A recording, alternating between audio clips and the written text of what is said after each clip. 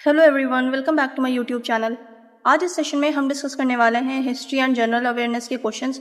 ये बेसिकली हम जामिया का जो एंट्रेंस एग्जाम है, हिस्ट्री एंट्रेंस एग्जाम, उसके लिए प्रिपरेशन कर रहे हैं। एंड इसमें जितने भी क्वेश्चंस हैं ये आपको हर एग्जाम में हेल्प करने वाले हैं। ठीक है, तो यहाँ पे जो है सेट 6 है हमारा, 5 वीडियोज़ ऑलरेडी अपलोड हो गई है चैनल पर। डिस्क्रिप्शन बॉक्स में आप लोगों को लिंक मिल जाएगा प्लेलिस्ट का, वहाँ से आप लोग प्रैक्टिस कर सकते हैं। सो फर्स्ट क्वेश्चन है, who was the founder of the famous ancient Nalanda university in Bihar. तो एक तो ये भी पूछ सकते हैं अगर इजी क्वेश्चन कभी बनाना हो कि नालंदा यूनिवर्सिटी कहाँ है, तो नालंदा यूनिवर्सिटी जो बिहार में, एक तो आपको ये पता होना चाहिए। एंड नालंदा यूनिवर्सिटी ये कंस्ट्रक्ट किसने करवाई थी? ये कंस्ट्रक्ट करवाई थी कुमारा गुप्ता ने। सो ऑप्शन बी हो जाएगा यहाँ पे right answer, Kumara Gupta 1। The next question is, the Quwwatul Islam mosque in Delhi, one of the earliest surviving mosque in India was built by. So Quwwatul Islam mosque जो है, ये मैंने आपको जब प्रीवियस लेक्चर्स में हम लोग जब डिस्कस कर रहे थे तो वहाँ पे मैंने आपको एक्सप्लेनेशन में इस मस्जिद के बारे में बताया था। ठीक है, तो यहाँ पे क्वेश्चन भी मैंने फ्रेम कर दिया है ताकि आप लोग के ध्यान में बहुत अच्छे से रहे। तो यहाँ पे जो है कुव्वतुल इस्लाम मॉस्क की अगर हम बात करें तो ये किसने बनवाया था? ये कंस्ट्रक्ट करवाया था कुतुबुद्दीन ऐबक ने। अच्छा, इन्होंने जो दिल्ली सल्तनत है या ममलूक डायनेस्टी है, इसकी एस्टैब्लिशमेंट कब करी थी दिल्ली में? 1206। He is the founder of Aibak dynasty या फिर ममलूक डायनेस्टी या फिर दिल्ली सल्तनत, कुछ भी आ जाए, आंसर क्या होगा? Qutbuddin Aibak. The right answer is Qutbuddin Aibak. Next है, the historic battle of Talikota 1565 which led to the decline of the Vijayanagara empire was fought against. So battle of Talikota बहुत इंपॉर्टेंट है। ठीक है, और ये हुई कब थी? एक तो आपको क्वेश्चन से एक और क्वेश्चन बन जाता है, ईयर पूछ लेते हैं डायरेक्ट कभी कभी। ठीक है, तो बैटल ऑफ तलीकोटा हुई है 1565 और किसके बीच में हुई है? विजयनगर एम्पायर। ठीक है, विजयनगर एम्पायर एंड डेक्कन सल्तनत। ये डेक्कन सल्तनत में 4 सल्तनत थी, ज्वाइंट अलायंस था ये। गुलबर्गा, बिदार और क्या कहते हैं, 2 सल्तनत और थी जो मतलब जिन्हें हम बहमनी सल्तनत कहते हैं। ठीक है, बहमनी डायनेस्टी जो कहते हैं। तो इस बहमनी डायनेस्टी में टोटल जो है 4 रूलर्स थे, या 4 हम कह सकते हैं कि गोलकुंडा हो गया, बिदार हो गया, इन सब जगह पे जो है रूल कर रहे थे। तो इन चारों को मिलाकर के कहा जाता था बहमनी किंगडम। तो ये बहमनी किंगडम के बीच में एंड विजयनगर एम्पायर के बीच में हुई थी। तो अगर कभी आ जाए कि विजयनगर एंड बहमनी किंगडम, उसमें डेक्कन सल्तनत नहीं हो, तो राइट आंसर क्या होगा? बहमनी किंगडम। ठीक है, तो यहाँ पे जो राइट आंसर होगा वो होगा डेक्कन सल्तनत। नेक्स्ट है, The Ilbert Bill controversy during the British colonial period was related to which issue? So Ilbert Bill controversy मैंने पहले भी आपके साथ डिस्कस किया था। ये जो है कंट्रोवर्सी थी, इल्बर्ट बिल जो है बेसिकली किसके लिए था? गिविंग इंडियन जजेस the power to try Europeans in criminal cases. ठीक है, सो ऑप्शन बी हो जाएगा यहाँ पे राइट आंसर। इसकी वजह से जो यूरोपियंस प्रोटेस्ट भी कर रहे थे कि हमें जो है हमारा केस जो है बेसिकली इंडियंस जो है वो नहीं लेंगे, नहीं ये लोग फैसला सुना सकते हैं, या इंडियन जजेस जो हैं वो यूरोपियंस का कोई भी केस वो नहीं करेंगे, हमारे लिए यूरोपियन ऑफिसर्स होने चाहिए। ठीक है, सो ऑप्शन बी हो जाएगा यहाँ पे राइट आंसर। नेक्स्ट है, who among the following leaders founded the forward bloc party within the Indian national congress in 1939। So यहाँ पे अगर हम बात करते हैं फॉरवर्ड ब्लॉक की, सो फॉरवर्ड ब्लॉक जो है ये एस्टैब्लिश हुई है, एक तो आपसे डायरेक्ट ईयर पूछ सकते हैं, ये हुई है 1939 में। ठीक है, ये इंपॉर्टेंट है 1939 में। ठीक है, एक क्वेश्चन आपसे ये भी पूछ सकते हैं कि फॉरवर्ड ब्लॉक जो है ये सुभाष चंद्र बोस ने एस्टैब्लिश की थी 1939 में। ठीक है, तो इसका आंसर हो जाएगा सुभाष चंद्र बोस। आपसे ये पूछा जा सकता है कि फॉरवर्ड ब्लॉक जो है ये कौन से कांग्रेस सेशन के बाद हुई है? ठीक है, कौन से कांग्रेस सेशन के बाद एस्टैब्लिश की गई है? तो 1938 हरिपुरी सेशन। ठीक है, हरिपुरा सेशन।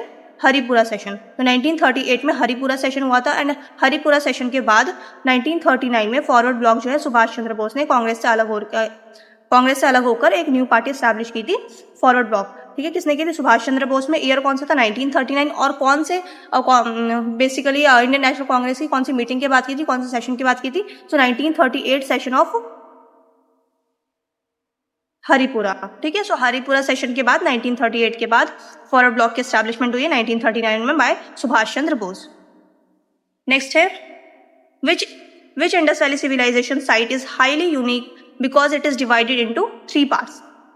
तो यहाँ पे मैंने आपको ये पहले डिस्कस कर चुकी हूँ मैंने एक्सप्लेनेशन में, इसीलिए मैं जब एक्सप्लेन करती हूँ तो आप लोग सारी चीज़ें सुना करें, स्किप मत किया करें वीडियो, क्योंकि सारी आपके साथ में इंपॉर्टेंट इन्फॉर्मेशन शेयर करती हूँ जहाँ से क्वेश्चंस बनते हैं। तो ये मैंने आपको एक्सप्लेनेशन में पहले ही बताया था कि हड़प्पन इंडस वैली सिविलाइजेशन की एक ऐसी लौती साइट है जहाँ पे जो 3 पार्ट्स में डिवाइड है। वो कौन सी साइट है? वो है ढोलावीरा। ठीक है, सो ऑप्शन सी हो जाएगा यहाँ पे right answer, Dholavira. The next question is, The collection of Vedic hymns dedicated to the ritual of sacrifices and prayers is known as. So Rigveda total जो है वेद कितने 4 वेद हैं, ठीक है। तो इनमें से पूछ रहे हैं कि कौन सा वेद है जिसमें सेक्रीफाइस के रिचुअल्स एंड प्रेयर्स वगैरह है, सेक्रीफिशियल रिचुअल्स बेसिकली। तो ये है यजुर्वेद में। सो ऑप्शन सी हो जाएगा यहाँ पे राइट आंसर, यजुर्वेद। नेक्स्ट है Who was the Greek ambassador sent by Seleucus Nicator to the court of Chandragupta Maurya. तो यहाँ पे जो ग्रीक एम्बेसडर था सेल्यूकस निकेटर, इसको जो है चंद्रगुप्त मौर्य के कोर्ट में भेजा गया था एज ए एम्बेसडर, ठीक है। तो ये किसने भेजा था यहाँ पे कह रहे हैं। So the right answer is option B, Megasthenes. Megasthenes ने भेजा था। और मेगास्थनीज से रिलेटेड एक इंपॉर्टेंट बुक है, मेगास्थनीज ने बुक लिखी थी इंडिका। तो ये पूछ सकते हैं, हिस्ट्री का पेपर है, आपको सारी चीजें पता होनी चाहिए। सो इंडिका बुक किसने लिखी है, मेगास्थनीज ने। और मेगास्थनीज ने किस एम्बेसडर को भेजा था, उस एम्बेसडर का नाम क्या था, सेल्यूकस निकेटर। एंड ये सेल्यूकस निकेटर को किसके कोर्ट में भेजा गया था, चंद्रगुप्त मौर्य के कोर्ट में। सो यहाँ पे राइट आंसर हो जाएगा ऑप्शन बी। नेक्स्ट है the Poona pact 1932 was an agreement signed between Mahatma Gandhi and. So यहाँ पे पूना पैक्ट की अगर हम बात करते हैं तो पूना पैक्ट इंपॉर्टेंट पैक्ट है, यहाँ से क्वेश्चंस बनते ही बनते हैं। 1932 में हुआ था पूना पैक्ट। पहले चीज तो आपको ये याद रखनी, ईयर बहुत इंपॉर्टेंट होते हैं हिस्ट्री के पेपर में, ठीक है। तो पूना पैक्ट जो है 1932 में हुई है, किसके बीच में हुई थी, Mahatma Gandhi and doctor Ambedkar. So option B हो जाएगा यहाँ पे right answer, doctor BR Ambedkar. अच्छा, और एक और इंपॉर्टेंट फैक्ट है, यहाँ से क्वेश्चन बन सकता है, महात्मा गांधी ने कहाँ से ये जो है साइन किया था बेसिकली, ठीक है। या फिर ये पूछ लें कि ये जो पूना पैक्ट है ये किस जगह साइन हुआ था। सो यरवाड़ा जेल इन गुजरात, ठीक है। उस वक्त गांधी जी जेल में थे। सो यरवाड़ा जेल का नाम याद रखना है आपको, कभी अहमदाबाद जेल आ जाए तो वो रॉन्ग हो जाएगा answer. Yerwada jail is the right answer. The next है the famous August offer in 1940 which promised dominion status to India after world war II was issued by which viceroy. So यहाँ पे अगर हम बात करते हैं ऑगस्ट ऑफर पे, ठीक है। सो ऑगस्ट ऑफर जो है ये इंपॉर्टेंट है। ऑगस्ट ऑफर हुआ कब था, 1940 में। ईयर भी पूछ सकते हैं अगर सिंपल क्वेश्चन बनाना हो, ऑगस्ट ऑफर 1940, ठीक है। एंड यहाँ पे पूछ रहे हैं कि वाइसरॉय उस टाइम पे कौन था, कौन वाइसरॉय था उस टाइम पे। So the right answer is lord Linlithgow. Option A हो जाएगा यहाँ पे right answer, lord Linlithgow. Next है which constitutional amendment act is widely known as the mini constitution because it introduced massive changes to the Indian constitution। So ये mini constitution के बारे में मैंने आपको एक्सप्लेनेशन में बताया था। कौन सा ये एक्ट था, कौन सा कॉन्स्टिट्यूशनल अमेंडमेंट एक्ट था, 42nd एक्ट ऑफ 1976। अच्छा, और अगर कभी ऐसे पूछ ले कि ये 42nd अमेंडमेंट एक्ट जो है किसके टाइम पे हुई थी, तो इंदिरा गांधी, ये आपको याद रखना, इंदिरा गांधी के टाइम पे हुई थी। इंदिरा गांधी ने किया था basically 42nd amendment act. And इसको मिनी कॉन्स्टिट्यूशन कहते हैं क्योंकि इसमें मैसिव चेंजेस किए गए थे, बहुत ज्यादा चेंजेस किए गए थे। इसको मिनी कॉन्स्टिट्यूशन भी कहा जाता है। ऑप्शन बी हो जाएगा यहाँ पे राइट आंसर। नेक्स्ट है which country is known as the land of white elephants. So land of white elephants, ये बहुत इजी क्वेश्चन है, सबको पता होगा। White elephants Thailand. Option B हो जाएगा यहाँ पे right answer, Thailand. Land of white elephants किसे कहा जाता है, थाईलैंड को कहा जाता है। नेक्स्ट है the Panama canal is a crucial artificial waterway that connects the Atlantic ocean with the. तो पनामा कैनाल जो है ये कहाँ है, ये साउथ अमेरिका एंड जो नॉर्थ अमेरिका, ऐसे south America and north America. तो यहाँ पे बीच में जो है पनामा कैनाल है और इस साइड क्या है, अटलांटिक ओशन है, इस साइड है पैसिफिक ओशन। तो अटलांटिक ओशन को पैसिफिक ओशन से कनेक्ट करता है पनामा कैनाल। सो यहाँ पे राइट आंसर हो जाएगा Atlantic ocean with the Pacific ocean. Option B हो जाएगा यहाँ पे राइट आंसर। यहाँ पे अब नेक्स्ट क्वेश्चन है which layer of the earth interior is composed primarily of silica and magnesium often referred to as sima. So sima क्या है, सीमा है silicon and magnesium. So silicon and magnesium से मिलकर के कौन सी जो है लेयर है वो बनी है, तो the right answer is oceanic crust. तो ऑप्शन बी हो जाएगा यहाँ पे ओशनिक क्रस्ट। और अभी कभी ऐसा पूछ लें कि कॉन्टिनेंट क्रस्ट जो है वो उसे क्या कहा जाता है, तो कॉन्टिनेंट क्रस्ट को कहा जाता है सियाल। सियाल क्यों कहा जाता है, सिलिकन एंड एल्यूमिनियम, ठीक है। तो सियाल कहा जाता है कॉन्टिनेंटल क्रस्ट को, ओशनिक क्रस्ट को क्या कहा जाता है, सीमा, ठीक है, सिलिकन एंड मैग्नीशियम। एंड कभी पूछ ले कि नाइफ लेयर जो है अर्थ की वो कौन सी है, सो नाइफ लेयर जो है ये होती है कोर, ठीक है, कोर। सो नाइफ लेयर कोर। कभी ऐसा पूछ ले कि एस्थेनोस्फीयर जो है वो कौन सी लेयर में है अर्थ की, तो एस्थेनोस्फीयर है कौन से, मेंटल में, ठीक है, एस्थेनोस्फीयर है मेंटल लेयर में।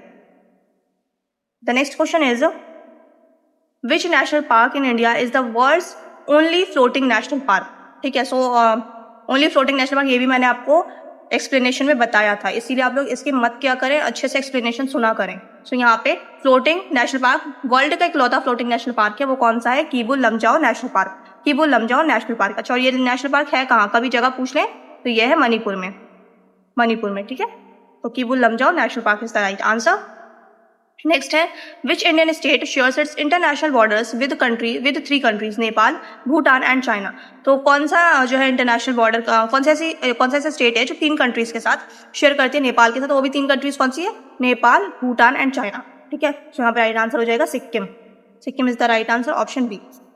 अच्छा, कभी ये पूछ लें कि कौन सा ऐसा लौता स्टेट है इंडिया में जो सिर्फ और सिर्फ एक ही इंडियन स्टेट के साथ बॉर्डर शेयर कर रहा है, ठीक है, तो वो हो जाएगा, वो भी सिक्किम है। ठीक है, किसी भी तरीके से क्वेश्चन फ्रेम कर सकते हैं, आपको अच्छे से नॉलेज होनी चाहिए।